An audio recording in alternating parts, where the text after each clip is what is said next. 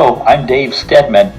In 1971, Gene and I set out together on an adventure that's become more exciting every year.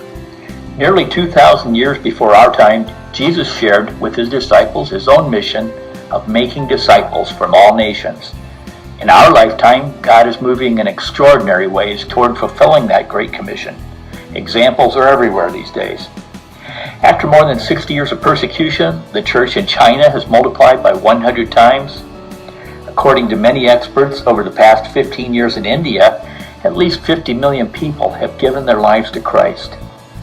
In other places, hundreds of mullahs, imams, and Muslim clerics have received Christ.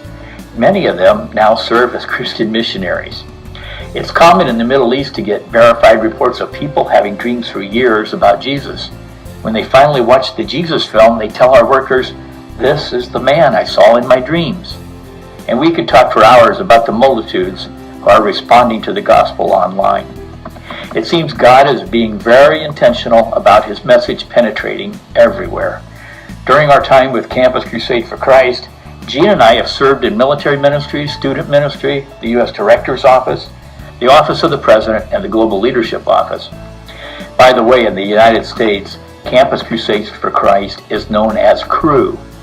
In recent years, Gene and I have helped lead the Campus Crusade team known as Global Prayer. The most robust ministries, especially those that have become multiplying locally led movements, were all ignited by prayer. Campus Crusade was launched in 1951 by Bill and Vonette Bright. I could still hear Dr. Bright reminding the staff that prayer is God's appointed way of doing God's work. Sometimes prayer is like a spark that starts something. Other times it's more like fire seeds spreading a wildfire. But in those places where prayer is considered absolutely vital, the Great Commission is on the verge of being fulfilled. Gene and I are deeply grateful for the wonderful ministry partners God has brought alongside us. These friends make it possible for us to obey God's calling.